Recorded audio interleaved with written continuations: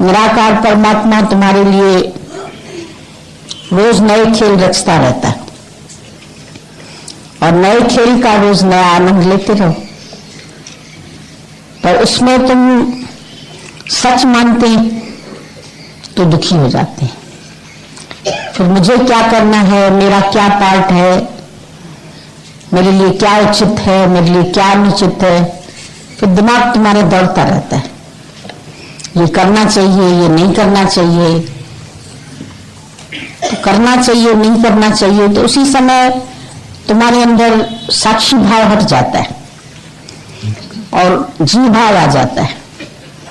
और जहां ही साक्षी भाव हटता है वहीं फिर तुम्हारे दुखों का प्रारंभ हो जाता है।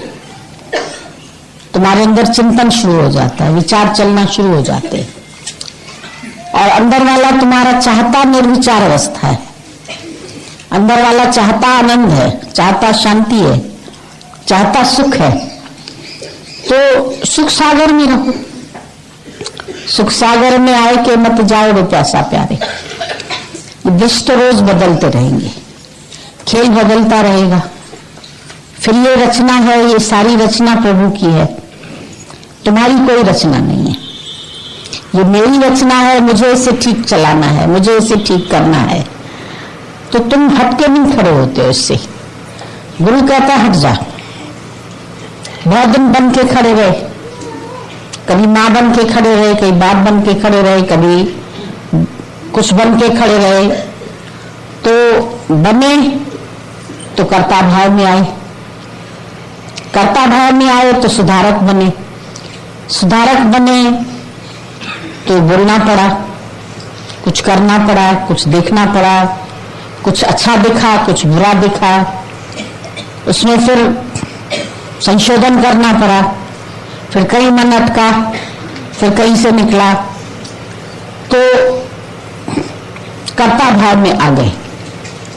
और कर्ता भाव में आते ही फिर अपने लिए एक दुखों की खान शुरू कर दी। जहां करता सो भरता सो मरता। ज्ञानी है कर्ता भाव में, वो दिखता जरूर है करता हुआ, पर मुझ कर्ता को अर्जुन अकर्ता करके जान। भले सारी सृष्टि की रचना मैं नहीं की है, लेकिन फिर भी मैं अकर्ता हूं। वो किस भाव में आके बोलता मैं करता हूं, होता भाव है। और ऐसा भी नहीं है कि वो छूट गया है या करता ही नहीं है कुछ या बोलता ही नहीं है या उसने कोई कार्य नहीं किया, लेकिन वो अंदर से नहीं करनी है, इसलिए वो आनंदित है। जब हम भी अंदर से नहीं करनी हो जाए तो हमारा आनंद कोई नहीं छीन सकता। जहां हम कर्ता बनते तो फिर हमको दुखी भी होना पड़ता है। फिर हम ये बोलें, फिर हम ये नहीं बोलें, फिर हम ये पाठ करें, फिर हम ये पाठ नहीं करें। तो ज्ञानी पाठ से भी ऊपर होता जाता है। बोले नहीं बोले, तुम इधर जिस मकसद के लिए आते हैं, हकीकत का जो तुम्हारा मकसद है उससे हिलना नहीं चाहिए। जब हम अपने मकसद से हिलते हैं, लक्ष्य क्या है हमारा, उस लक्ष्य को प्राप्त करने की कोशिश करो। बाकी लक्ष्य से हटके फिर मेरा गृहस्थ धर्म है, फिर मैं गृहस्थी हूं तो मुझे ये करना चाहिए, फिर मुझे बच्चों के लिए सोचना चाहिए, फिर मुझे घर के लिए सोचना चाहिए, फिर मुझे अपने लिए सोचना चाहिए। जब मेरी चिंता हरी करे तो मैंने अपनी ही चिंता उतार के उसके ऊपर रख दी, तो फिर औरों की चिंता भी तो वही करेगा।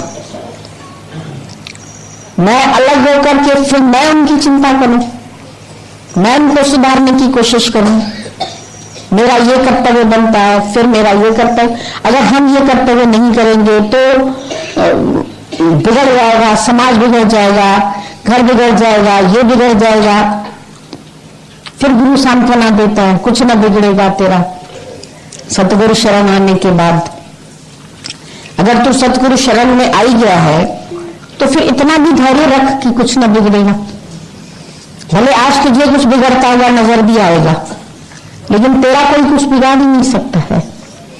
तो अपने निश्चय में भी पक्के रहो तुम्हारे अंदर अडोलता होनी चाहिए अपने निश्चय की। तो जहां जहां भी होगा मेरा निश्चय साथ होगा। हम जहां रहते हैं अपने आत्म निश्चय में क्यों नहीं रहते?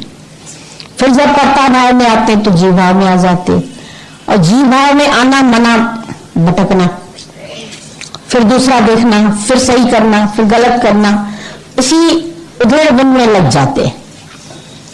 और ज्ञानी एक अलग होकर के, साक्षी होकर के, चाहे उसके शरीर से सब कर्म होते हैं, ऐसा ही नहीं है कि वो बिल्कुल ही शून्य होकर के अकेला होकर बैठ गया है, बैठ भी नहीं गया है।